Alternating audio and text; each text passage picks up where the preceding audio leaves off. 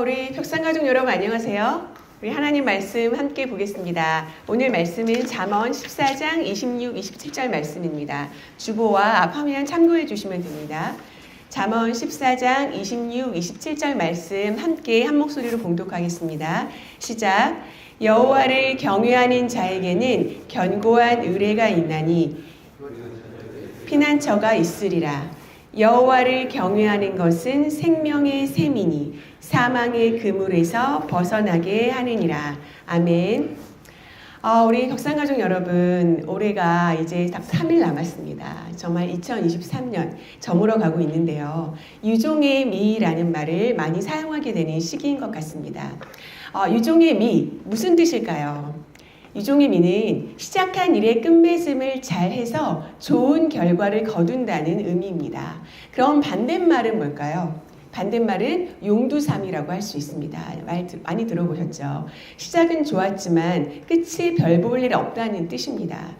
올 한 해는 유종의 미가 많았는지 아니면 내 삶에 용두삼이 되는 일이 많았는지 한번 생각해 보시면 좋을 것 같습니다. 그리고 다가오는 2024년 내년은 유종의 미에서 더 나아가서 유종 완미하는 삶의 한 해가 되시길 또한 축복합니다. 이렇게 보통 유종의 미를 거둔다라는 말을 많이 표현하잖아요. 거둔다는 건 분명 그 전에 우리가 무언가 심은 게 있다는 거죠. 성경 말씀에도 앞 화면에 있듯이 무엇을 심든지 사람이 무엇을 심든지 그대로 거두리라고 갈라디아에서 말씀하고 있습니다. 그리고 여러분 이분 잘 아시죠? 파울로 코엘료입니다. 굉장히 유명한 연금술사 작가인데요. 이 사람도 인생은 정원과 같다. 뿌린 대로 거두는 법이니까 라고 말했습니다. 올해 우리는 어떤 씨앗을 심고 뿌렸는지 한번 생각해보고 또 그에 따른 어떤 수확들과 열매들로 내 삶을 채웠는지 살펴보는 시간이 되었으면 좋겠습니다. 그리고 단순히 매년 한 해 한 해를 잘 마무리하는 것뿐만이 아니라 우리 인생에도 언젠가 끝이 오잖아요. 그래서 나는 내 인생의 끝을 정말 잘 준비하고 있는지 생각해보고 내 인생의 끝을 아름답게 마무리하는 이 유종 완미의 삶을 살려면 어떻게 해야 하는지 또한 함께 성경 말씀을 통해서 함께 나누어 보도록 하겠습니다. 오늘은 본문 말씀을 살펴보기 전에 디모데후서 4장 7, 8절 말씀을 먼저 볼 거예요. 이 말씀은 이제 사도 바울이 사랑하는 동역자 그리고 제자인 디모데에게 보낸 편지입니다. 사도 바울의 노년기에 기록된 편지로서 사도 바울이 삶을 좀 회고해 보면서 돌아보면서 젊은 제자 이 디모데에게 너는 이렇게 삶을 살아라, 이러한 목회를 해라 라고 권면하는 내용을 담고 있습니다. 여기서 보면 나는 선한 싸움을 싸우고 나의 달려갈 길을 마치고 믿음을 지켰으니 라고 말하고 있거든요. 사도 바울의 고백입니다. 사도 바울은 나는 선한 싸움을 싸웠다라고 고백하고 있는데 이거 뭐냐면 치열한 전쟁터와 같은 이 인생, 정말 치열한 전쟁터와 같은 세상을 살고 있잖아요. 여기서 자신은 죄와의 싸움, 정말 진리를 수호하기 위한 싸움, 그리고 마음을 하나님 앞에서 바르게 지키려는 이 자신과의 싸움을 끝까지 잘 싸워냈다라고 말하고 있는 거예요. 그리고 여기서 나의 달려갈 길을 마쳤다라고 하는데요. 이것은 사도 바울이 마라톤과 같은 그 인생 경주를 잘 포기하지 않고 인내심을 가지고 끈기를 가지고 마쳤다는 것입니다. 그래서 하나님이 자신에게 주신 그 복음 전파의 사명을 모두 완수했다라고 말하고 있습니다. 그리고 믿음을 지켰다는 것은 예수님에 대한 그 충성, 신뢰를 끝까지 배교하거나 배반하지 않고 끝까지 잘 지켰다는 말인데요. 그 다음 이제 후로는 나를 위하여 의의 면류관이 예비되었으므로 주 곧 의로우신 재판장이 그날에 내게 주실 것이며 내게만 아니라 주의 나타나심을 사모하는 모든 자에게 도니라 말씀하고 있어요.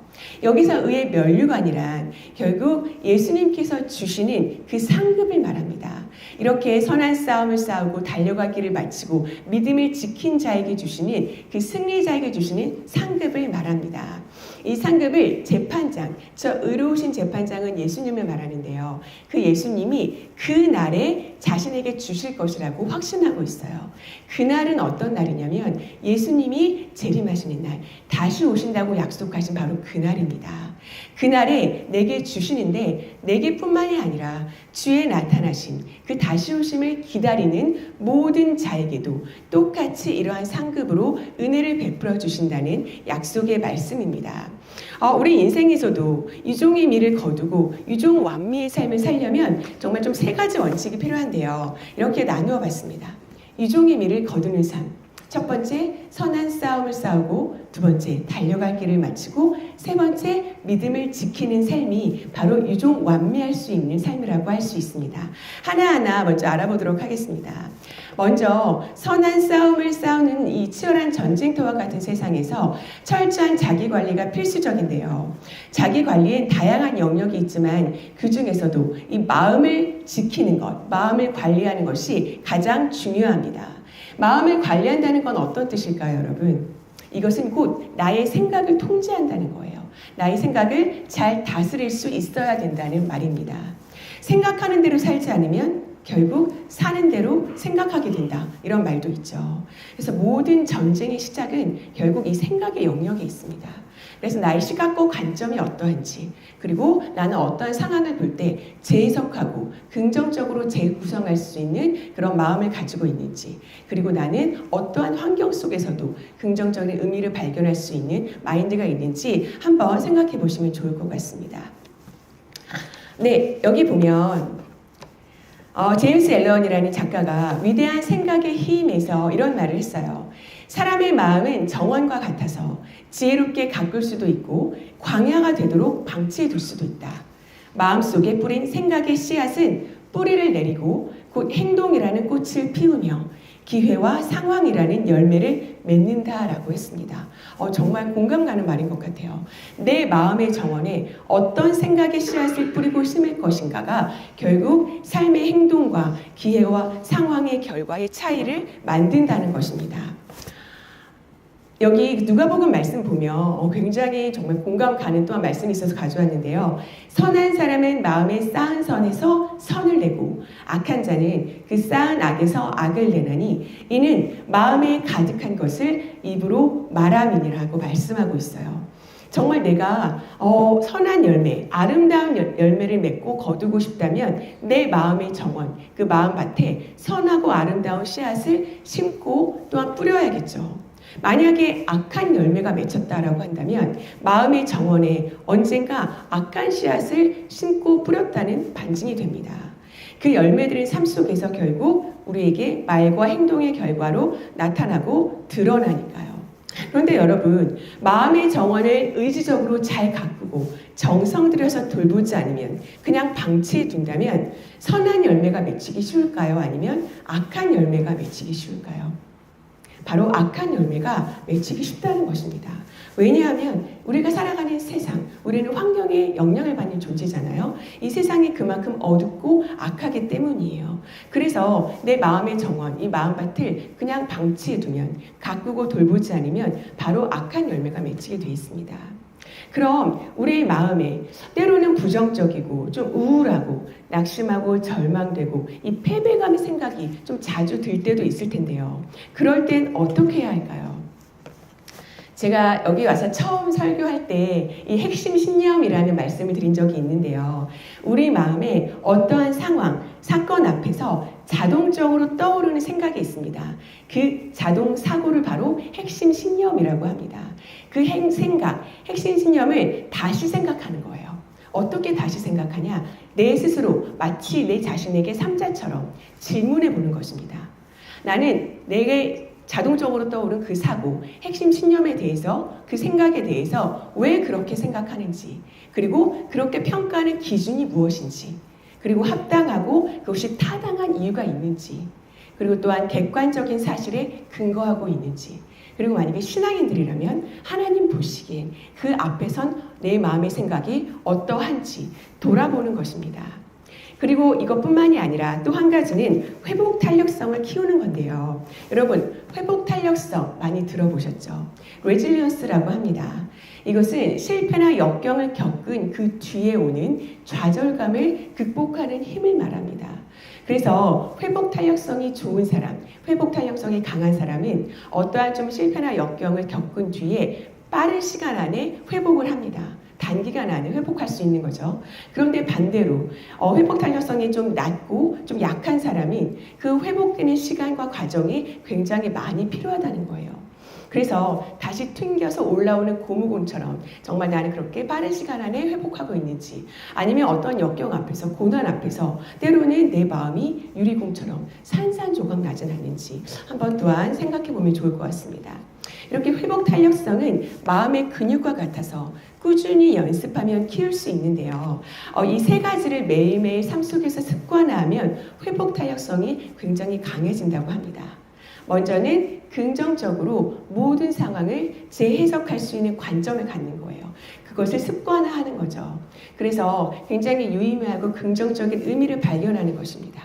그리고 두 번째는 감사를 기록하는 건데요.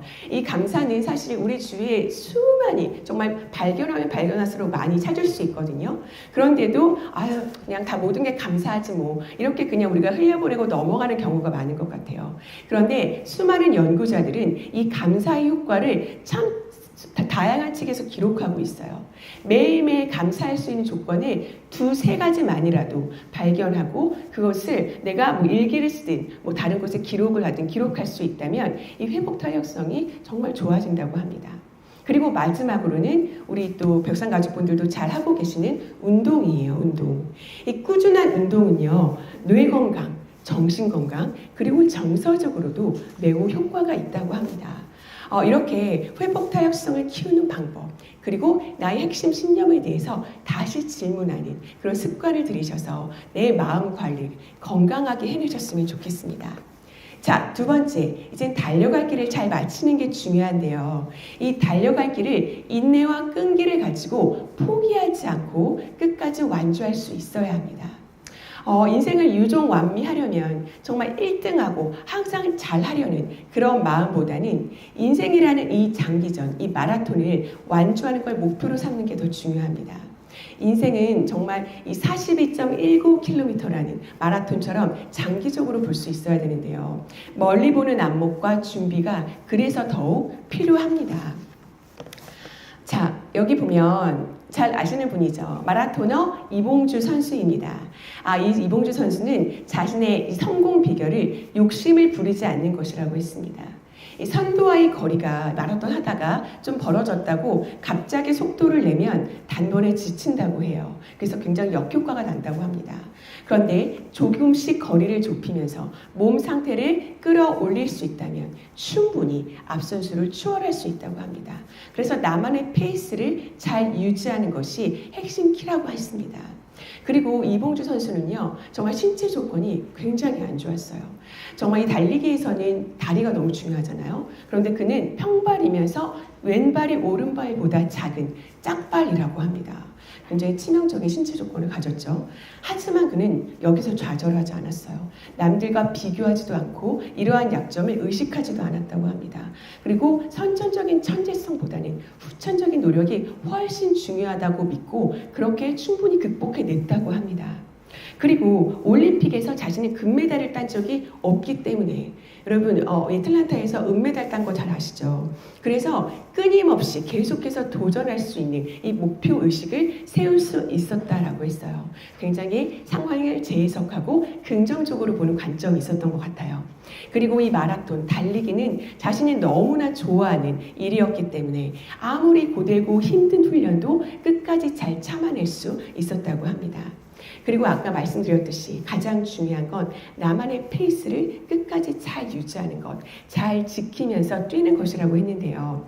적절한 페이스를 유지하는 게 20년이 넘는 기간 동안 정말 운동선수로는 정말 장기전이죠. 이렇게 마라톤을 할 수 있는 하나의 요인이 되었다고 했습니다.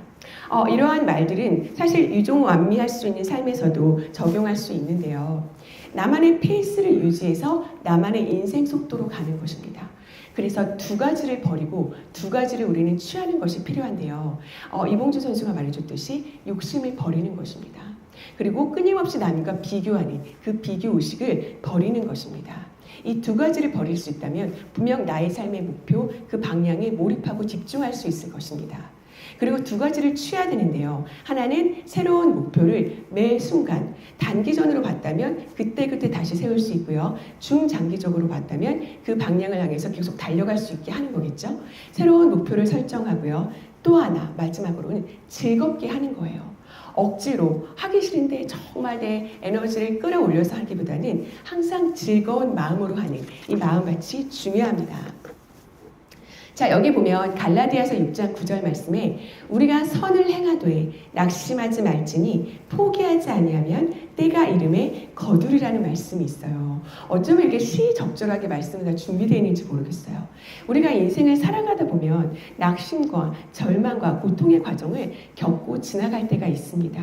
그러나 포기하지 않고 끝까지 인내하고 끈기를 가지고 완주할 수만 있다면 언젠가 기회와 시기가 나에게 주어졌을 때 열매를 거둘 수 있고요. 유종 완비하는 삶을 살 수 있을 것입니다. 자, 마지막으로 저 믿음의 영역을 준비하는 것입니다. 이것은 영적인 준비라고도 할 수 있는데요. 유종, 바로 끝이 있다는 것을 내 인생에서 아는 것, 그것을 인식하는 것이 정말 중요합니다. 왜냐하면 삶의 우선순위가 새롭게 정립되기 때문이에요. 여러분, 메멘토 모리라는 말 많이 들어보셨죠? 무슨 뜻이죠? 죽음을 기억하라 라는 뜻입니다. 그리고 이분도 굉장히 잘 아실 거예요. 스티브 잡스. 이 사람이 이런 말을 했습니다. 나는 죽음이야말로 삶의 가장 위대한 발명품이라고 생각한다. 중요한 것이 무엇인지 확실히 깨닫게 해주고 우선순위를 정해주기 때문이다 라고 말했는데요. 정말 이 사람이 발명한 그 어떤 것보다도 이 죽음이란 것이 삶의 가장 위대한 발명품이라고 한 거예요. 저는 최근에 이 책을 읽으면서 굉장히 좀 유의미한 시간을 보냈는데요. 마이클 하야트의 탁월한 인생을 만드는 법이란 책입니다. 이 책에선 이 사람은 크리스찬은 아니거든요. 그런데 이렇게 말하고 있어요. 믿음의 힘을 인식하라. 당신의 믿음은 긍정적으로든 부정적으로든 당신의 인생 경험에 엄청난 영향을 끼친다. 인생 최고의 일을 경험할 첫 단계는 바로 그 사실을 인식하는 것이다 라고 했습니다. 정말 믿음의 힘에 대해서 경험한 사람의 말이죠. 결국 믿음은 뭐냐면 내가 무엇을 바라보는가입니다. 나는 무엇을 바라보고 있는가. 결국 내가 바라보는 그것에 나는 영향을 받게 되어 있고요. 그리고 바라보는 그 방향대로 걸어가게 되어 있기 때문입니다. 그래서 인생의 롤모델, 인생의 그 본보기가 매우 중요하지 않습니까? 그럼 우리는 언젠가 맞이할 이 인생의 끝, 죽음을 기억해야 되는데요. 어떻게, 무엇을 준비할 수 있을까요? 먼저 죽음 이전의 삶, 이 현세뿐만이 아니라 죽음 이후의 삶, 내세도 분명 이 실존한다는 것, 죽음 이후의 삶이 실존한다는 것을 인정할 수 있어야 합니다. 그리고 이 현세와 내세로 연결되는 영원이라는 시간을 나는 이 현세에서 준비해야 합니다. 영원이라는 시공간적인 초월 안에서 영원히 구원받을 수 있는 길은 바로 예수님을 구원자로 믿는 믿음뿐인데요. 이제 오늘 본문의 말씀을 제가 함께 한번 살펴보겠습니다. 잠언 14장 26, 27절 말씀인데요. 여기서는 여호와를 경외하는 자에겐 견고한 의뢰가 있다. 그 자녀들에게 피난처가 되기 때문이다. 그리고 여호와를 경외하는 건 생명의 샘이다. 왜냐하면 사망의 굴에서 벗어나게 해준다라고 말씀하고 있습니다. 자, 이렇게 하나님을 경외한다는 건 무슨 뜻일까요? 한마디로 하나님을 진심으로 공경하고 존중한다는 뜻입니다. 하나님이 살아계신 유일한 참 하나님이심을 믿고 알고 인정한다는 것입니다. 하나님이 하나님이심을 내가 안다면 그 앞에서 나는 피조물 인간이라는 것을 의식할 수밖에 없겠죠. 이것이 바로 하나님을 경외하는 믿음이라고 할 수 있습니다.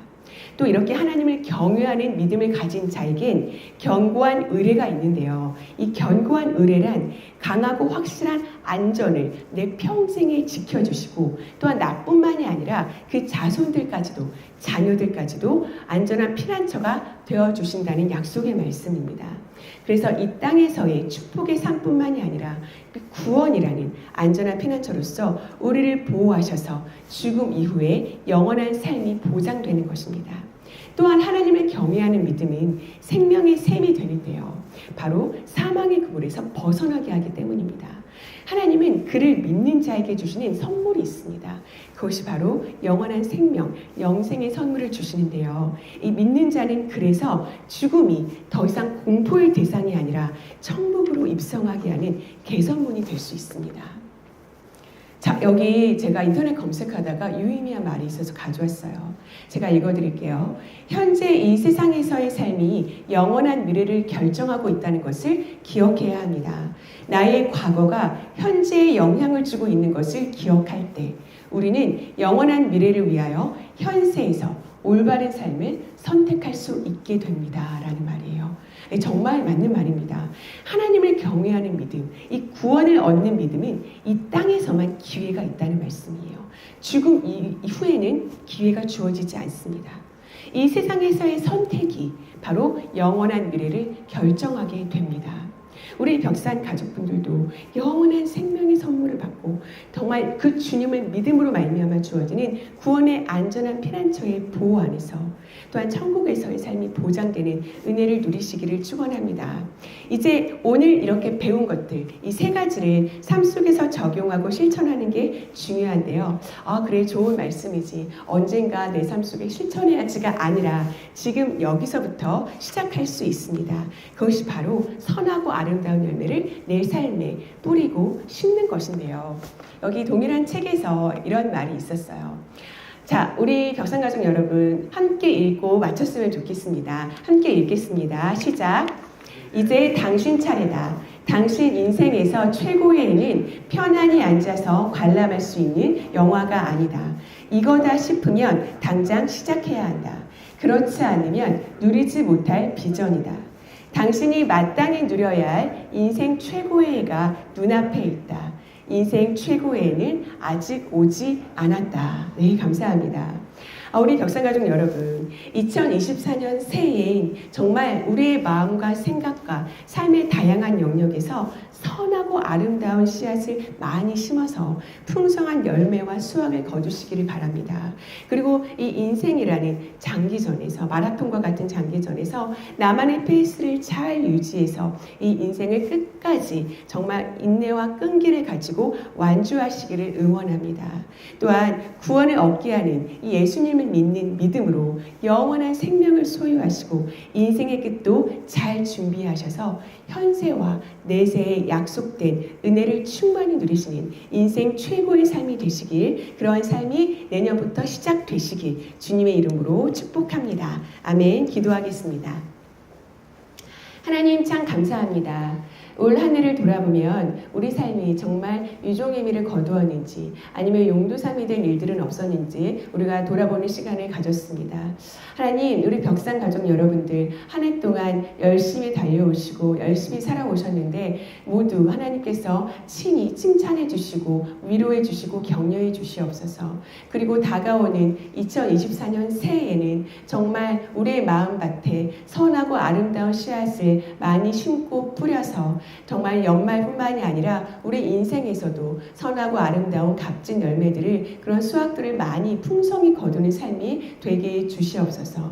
그리고 우리 삶 속에서 정말 인생이라는 이 여정이 마라톤처럼 장기전인데 우리가 장기전을 바라볼 수 있는 안목과 그런 준비를 하게 해주시고 무엇보다 인내와 끈기를 주셔서 누구보다 더 잘하고 1등 하려는 마음보다는 끝까지 완주하고자 하는 목표를 가지고 남과 비교하지 않고 또한 낙심하지 않고 목표를 세워서 새롭게 열심히 열정을 가지고 나아갈 수 있도록 도와주시옵소서.